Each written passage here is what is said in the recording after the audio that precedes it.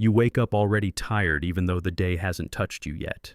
Not the kind of tired that sleep fixes, the quieter kind where even thinking about moving feels heavier than staying still. There's a particular shame that creeps in with that feeling. It doesn't announce itself loudly. It whispers, "What if I'm just lazy?" This question follows you through the morning like a low fog.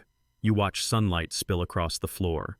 You hear the distant traffic, the hum of a refrigerator, the muted sounds of a city already in motion.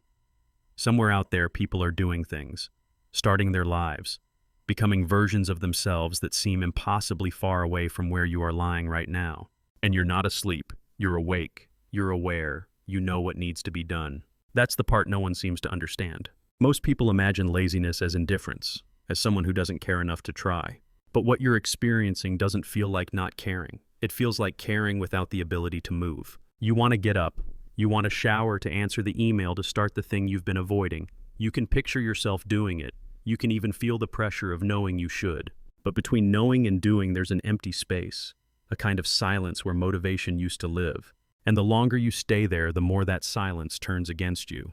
In American culture, we treat action as morality, productivity as proof of character, energy as virtue. So when your body doesn't cooperate, the conclusion feels obvious. Something must be wrong with me. This is where many people living with depression begin to disappear, not outwardly, but internally. They keep showing up just enough to survive. They go to work, they answer messages, they nod at conversations. But inside, there's a growing distance between who they are and who they're pretending to be. Psychology has a name for what often gets mislabeled as laziness, but culturally we rarely use it. We prefer simpler stories, stories that make the world feel orderly. If someone isn't functioning, it must be because they're not trying hard enough. That belief is comforting until it turns inward. When you start applying it to yourself, it becomes corrosive. You don't just feel exhausted, you feel defective. You replay your days like evidence in a quiet trial you're always losing. You notice what you didn't do, what you postponed, what felt strangely impossible despite how small it seemed. And slowly the problem stops being your energy level. It becomes your identity. Clinical psychology has long recognized this pattern, not as a failure of willpower, but as a breakdown in how motivation is generated and sustained. Yet for the person living inside it, that distinction rarely brings relief at first. Because knowing something intellectually doesn't undo the emotional weight of self-blame. What hurts most isn't the inactivity. It's the meaning you attach to it. I'm lazy, I'm weak, I'm wasting my life. These thoughts don't arrive as dramatic crises. They show up as background noise, constant, dull, and convincing.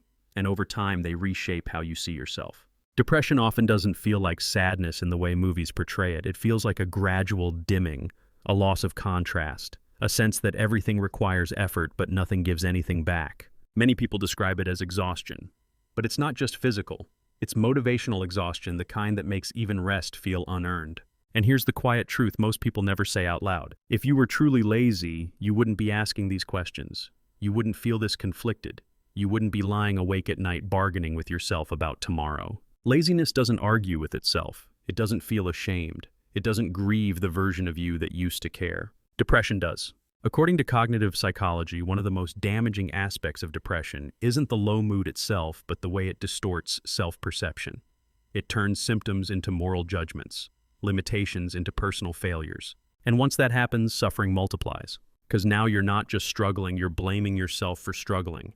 This video isn't here to diagnose you, and it's not here to tell you to push harder, think positively, or snap out of it. It's here to slow the moment down, to sit with the space between intention and action, and to name something that often goes unnamed. What looks like laziness from the outside can be a nervous system that has quietly shut down its ability to initiate. Not because you chose it, not because you're broken, but because something inside you has been overloaded for longer than it could endure. And before anything can change, that misinterpretation has to be gently undone, because no one heals from a place of self-contempt. Picture an ordinary American morning, a narrow apartment, maybe a small house on a quiet street, the kind of place where the walls hold the echo of routines you used to move through without thinking. The alarm goes off, not sharply but insistently, the same tone you chose months ago because it felt neutral enough not to shock you awake. You silence it with a practiced motion. Your hand already knows where to reach. The ceiling looks familiar, too familiar. Outside, you can hear life continuing without you. A garbage truck backing up, a neighbor starting their car, someone jogging past with headphones and breath-steady body already cooperating with the day. You lie there longer than you intended. Not because you're enjoying the bed, not because you're resting. You're waiting for something invisible to arrive. A signal, a pull, that subtle internal nudge that says now, but it doesn't come. Your phone lights up. A reminder. An email you meant to answer yesterday. A calendar notification for something that once mattered more. You look at it fully aware of the consequences of not responding. You imagine the mild disappointment on the other end. You rehearse the apology you might send later. Still, your body doesn't move. This is the part people don't see. From the outside, it looks like avoidance. From the inside, it feels more like being sealed behind glass. You're not frozen in fear, you're frozen in neutrality. There's no spike of anxiety, no dramatic despair. Just a flat, dull resistance like trying to walk forward while the ground beneath you absorbs every step. Eventually, you get up. Not because motivation arrived, but because time ran out. You move through the morning mechanically. Shower, coffee, clothes chosen without preference. Everything happens in sequence, but nothing feels connected. At work, or wherever your obligations pull you, you notice how much effort it takes to appear functional. You listen, you respond. You smile when the moment calls for it. People might even describe you as doing okay, but inside there's a growing sense of distance, as if you're watching yourself from somewhere slightly behind your own eyes. According to psychological research, this sense of detachment is common in depressive states. Not dissociation in the dramatic sense, but a subtle withdrawal of emotional engagement. You're present enough to perform, absent enough to feel alone inside it. Later, when the day finally loosens its grip, you return home. You tell yourself you'll do something simple. Laundry, dishes, a short walk. Nothing ambitious, but even these small acts feel oddly unreachable. You sit down for a moment, the moment stretches. And then comes the familiar internal dialogue, quiet, cutting, efficient. Other people can do this. Why is this so hard for me? I didn't even do anything today. This is where the word lazy sneaks in. Not as an accusation from others, but as a conclusion you draw yourself. Clinical models of depression describe this as an attribution error, a tendency to explain internal limitations as character flaws rather than symptoms. But when you're living it, it doesn't feel like a theory. It feels like truth. You scroll through social media, people accomplishing things, starting projects, celebrating milestones. You don't envy them exactly. You just feel separate, as if they're living in a world with gravity and you're drifting just above it, unable to land. At night, exhaustion settles in again, not the satisfying kind, the kind that feels unfinished. You replay the day in fragments. What you avoided, what you delayed, what you promised yourself you'd do tomorrow. And before sleep finally arrives, there's often one last thought. I should be able to do more than this. What rarely gets said is that this experience isn't defined by doing nothing. It's defined by trying to move in a system that isn't responding. From the outside, it looks like inactivity. From the inside, it feels like effort without traction. This is the lived texture of depression for many people in modern American life, especially those who are still functioning, still paying bills, still showing up, still surviving, but slowly losing the sense that effort leads anywhere meaningful. And without that connection between action and meaning, the human mind doesn't shut down loudly. It goes quiet. It conserves. It waits. Not because it doesn't care, but because it no longer knows what caring is supposed to feel like. And until that mechanism is understood, everything else gets misread, including you. To understand why this feels so confusing, we have to gently step inside the brain, not as a machine to be fixed, but as a system trying to adapt to prolonged strain. In popular culture, motivation is treated like a personality trait. You either have it or you don't. You're driven or you're not. Neuroscience tells a very different story. Motivation is not willpower. It's not discipline. It's not even desire. Motivation is a biological signal, one that emerges when the brain predicts that effort will lead to something meaningful. At the center of this system is dopamine. Despite how it's often portrayed, dopamine is not the chemical of happiness. It doesn't create joy. It creates anticipation. According to decades of neuroscience research, dopamine's primary role is to answer one question for the brain. Is this worth moving toward? When dopamine is released, it doesn't make you feel good, it makes you feel pulled. It creates momentum, a subtle sense that action has a point. This is why you can feel motivated before something happens, not after. But in depression, this system begins to misfire. Not suddenly, not dramatically, gradually. Studies using brain imaging have shown reduced activity in the mesolimbic dopamine pathway in people experiencing depressive states. This pathway connects areas involved in reward prediction, motivation, and goal-directed behavior. When this circuit quiets down, the brain stops expecting positive outcomes. And when the brain stops expecting reward, it stops initiating action. This is not a conscious decision. It's closer to a safety mechanism. From an evolutionary perspective, when an organism experiences repeated stress without resolution, emotional, social, or existential conserving energy becomes adaptive. The brain essentially says pause. Nothing we're doing seems to help. So it pulls back the signal that says go. This is why depression often feels like heaviness rather than sadness. Why everything feels effortful, even things you used to enjoy. The wanting system is offline. You can still think, you can still reason, you can still tell yourself what you should do. But without dopamine signaling anticipation, thought doesn't translate into movement. This creates the painful paradox many people describe: I know what to do, I just can't start. Neuroscience calls this a disruption in initiative, not intelligence, not awareness, not values. Initiative lives in a different layer of the brain.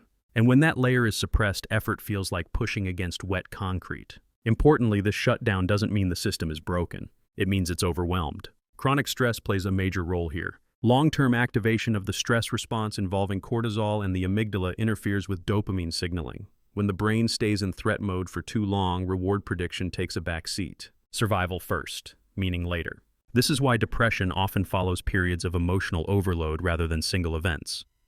Burnout, prolonged loneliness, unresolved grief, a life that quietly stopped feeling like it belonged to you. The nervous system doesn't distinguish between physical danger and psychological exhaustion. It responds to both by narrowing focus and reducing exploratory behavior. In simple terms, it stops asking what could be good and starts asking how do we endure this. From the outside, this looks like passivity. From the inside, it feels like emptiness. And when society labels this emptiness as laziness, something damaging happens. Because now, on top of a suppressed reward system, the brain is also processing shame. Shame activates many of the same stress circuits that caused the shutdown in the first place. It tightens the loop. The more you judge yourself, the less your brain predicts reward. The less it predicts reward, the harder it becomes to act. The harder it becomes to act, the more you judge yourself. This is why telling someone to just try harder often makes things worse. Effort without anticipation feels punishing. According to cognitive neuroscience, action requires 3 elements: ability, awareness, anticipated value. Depression primarily attacks the third. You may still have the skills. You may still understand what's needed. But the felt sense of why is gone. And without that, action feels pointless, not because life is meaningless, but because the brain cannot currently register meaning. This also explains why forcing productivity sometimes backfires. You can push through once, maybe twice. But without reward signaling, the system doesn't replenish. It depletes. This is why many people describe a cycle of short bursts followed by deeper crashes. They mistake temporary compliance for recovery. But compliance is not engagement.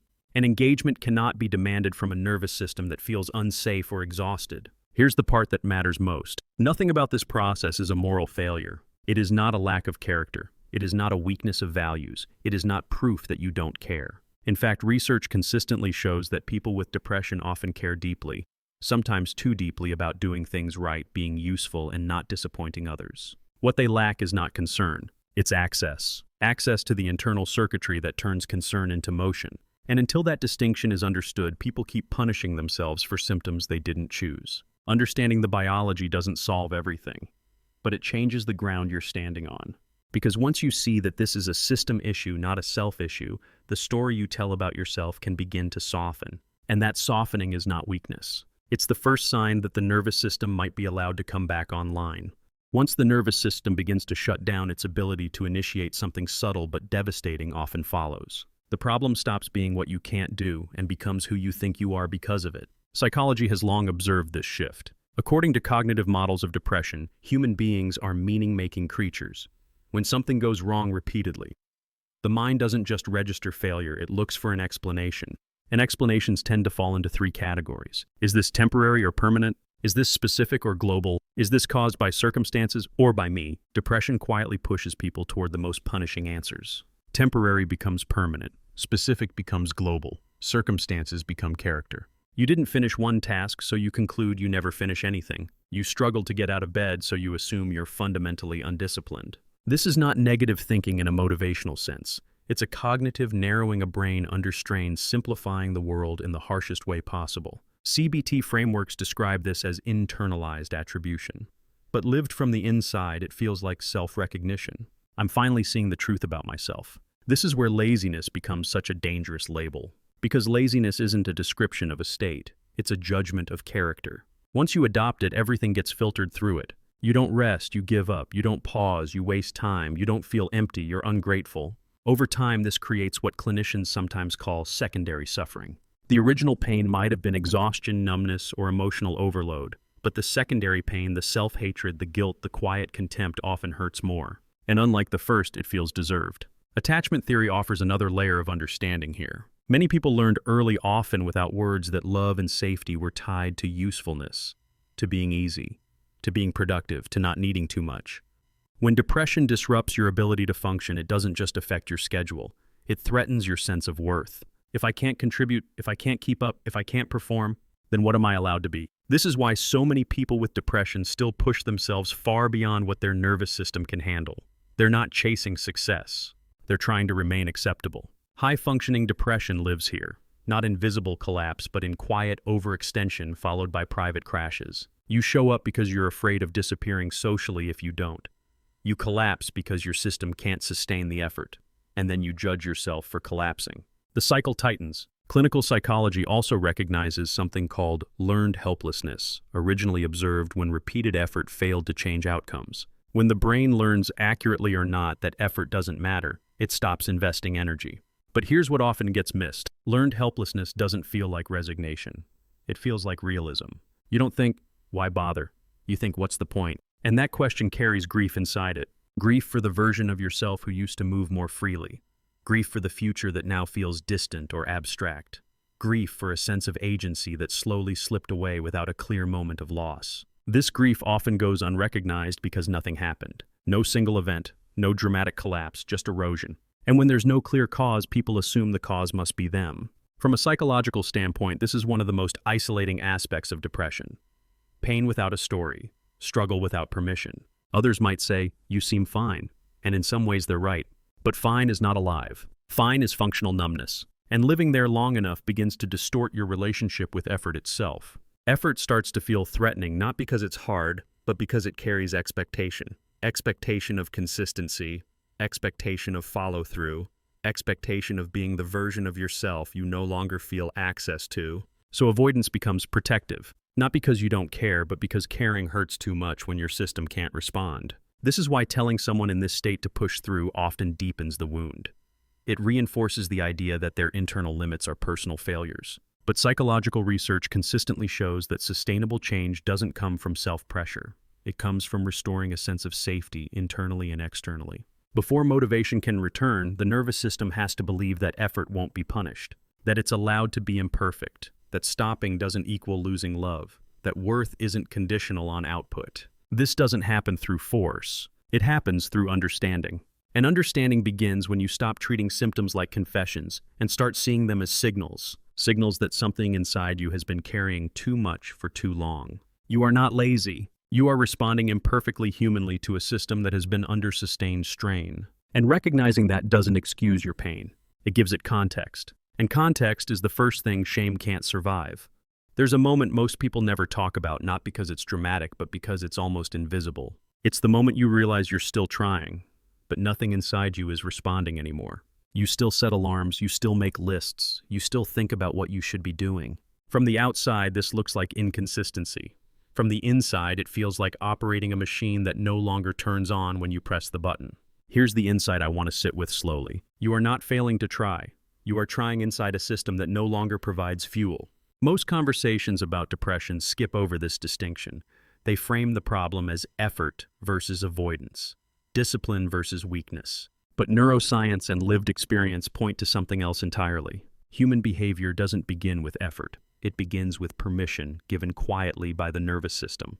When the brain senses safety, predictability, and potential reward, it releases energy forward. When it senses threat, overload, or repeated disappointment, it pulls energy inward. This isn't a flaw, it's a design feature. The nervous system is not concerned with your goals. It's concerned with your survival. And sometimes survival looks like slowing everything down until the noise stops. This is why so many people describe depression not as sadness, but as heaviness, or emptiness, or a dull resistance to movement. Because the system hasn't collapsed, it has contracted. What's especially painful is that contraction often happens after periods of intense responsibility. People who end up here are rarely indifferent. They're often the ones who tried the longest without support.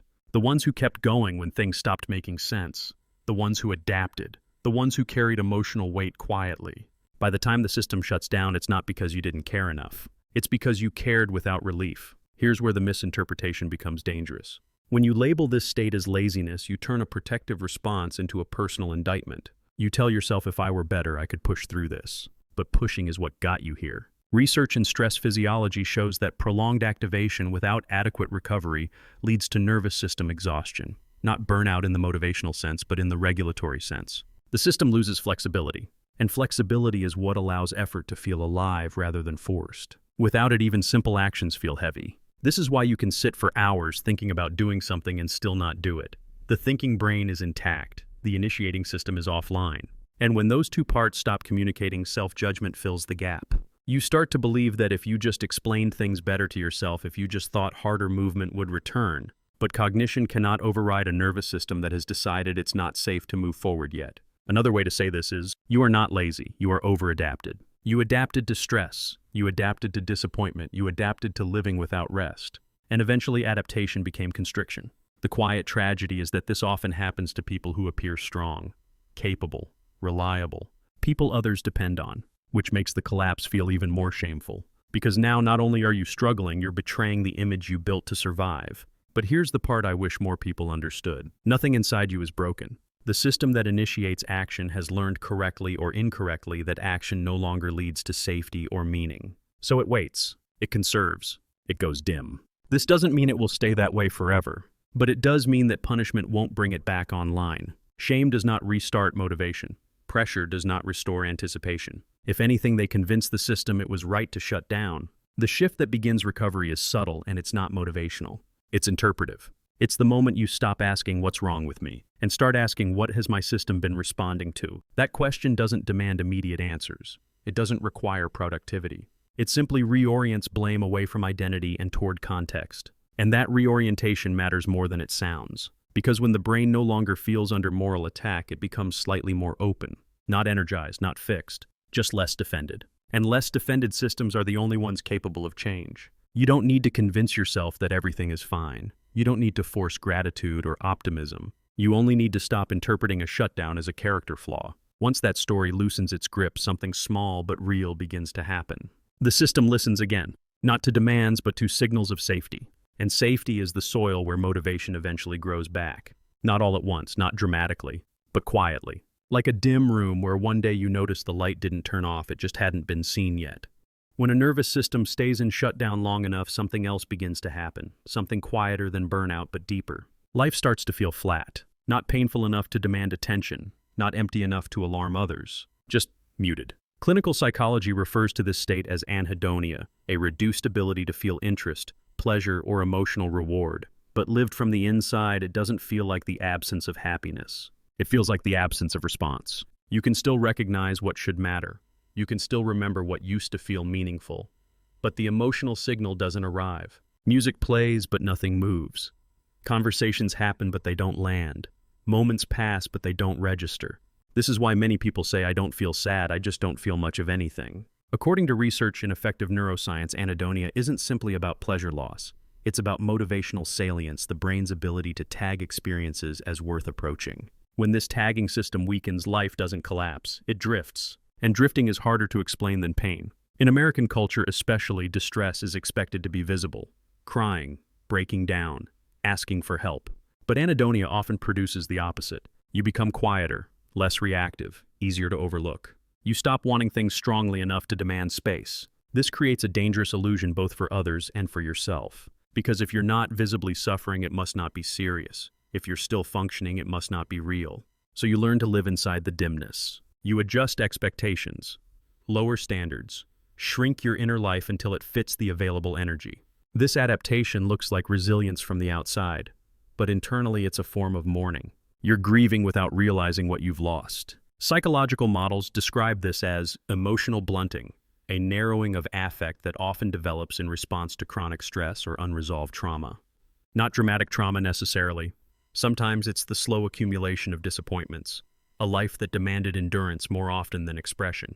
Over time, you stop expecting joy. And when joy stops being expected, effort stops making sense. Why try for something you don't believe you'll feel? This is where many people get stuck. They wait for motivation to return before engaging with life.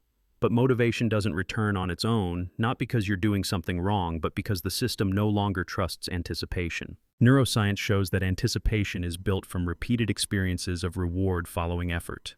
When that link is broken long enough, the brain stops investing. So instead of wanting, you manage. You get through the day, you check the boxes, you rest when you're forced to. But the sense of being in your life fades, and slowly, almost imperceptibly, emptiness becomes familiar. This is why telling someone in this state to find passion feels insulting. Passion isn't missing because of a lack of imagination. It's missing because the system that registers aliveness is underactive. What's needed here isn't inspiration. It's reconnection, not to goals but to felt experience. According to clinical frameworks, the path out of anhedonia doesn't begin with pleasure seeking. It begins with neutral engagement. Doing things not because they feel good, but because they allow the nervous system to experience safety, predictability, and low demand. This is counterintuitive in a culture that celebrates intensity. But healing rarely announces itself with excitement. It begins quietly, often in moments that feel insignificant. A walk without headphones, a warm shower without distraction, sitting near a window and noticing light shift across the floor.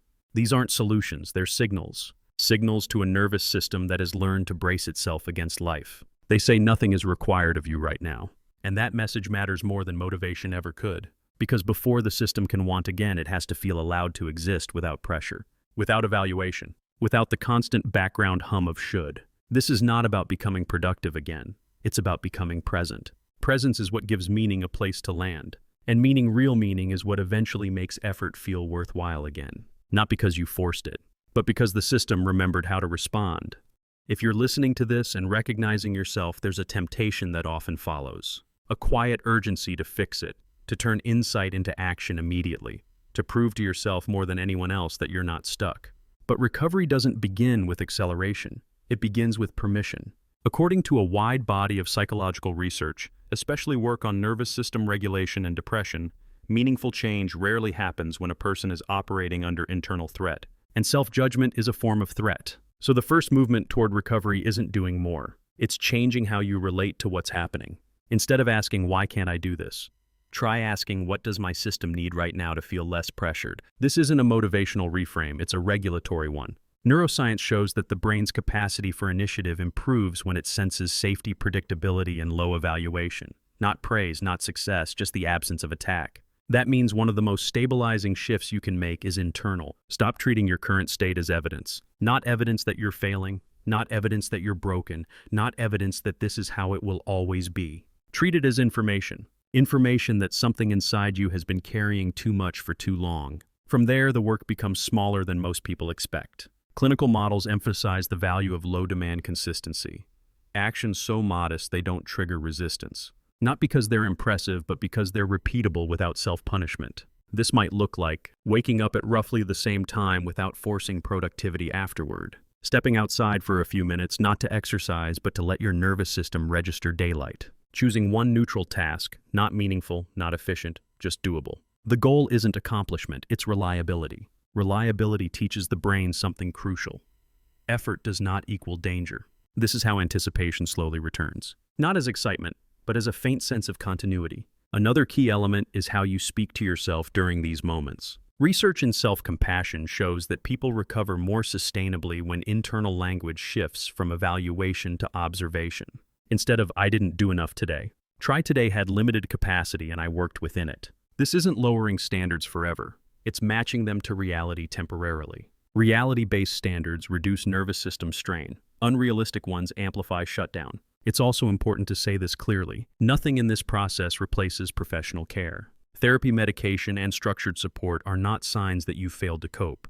They're tools that help restore access to systems that have gone offline. Many people delay seeking help not because they don't believe in it, but because they believe they should be able to handle this on their own. That belief is often part of the problem. According to clinical psychology, depression thrives in isolation, especially self-imposed isolation rooted in shame. Letting someone else help regulate what you can't right now is not weakness. It's cooperation. And cooperation is how biological systems recover. One more thing matters here, and it's rarely addressed. Grief. Not grief for a person or a moment necessarily, but grief for lost capacity. For the version of you who could do more, feel more, move more freely. Recovery doesn't mean pretending that loss didn't happen. It means acknowledging it without turning it into a life sentence. You're allowed to miss who you were without concluding that who you are now is unacceptable. From a psychological perspective, this is integration. Not erasing the past, not idealizing it, but letting your current self exist without comparison. And slowly, as pressure decreases, the system begins to test movement again.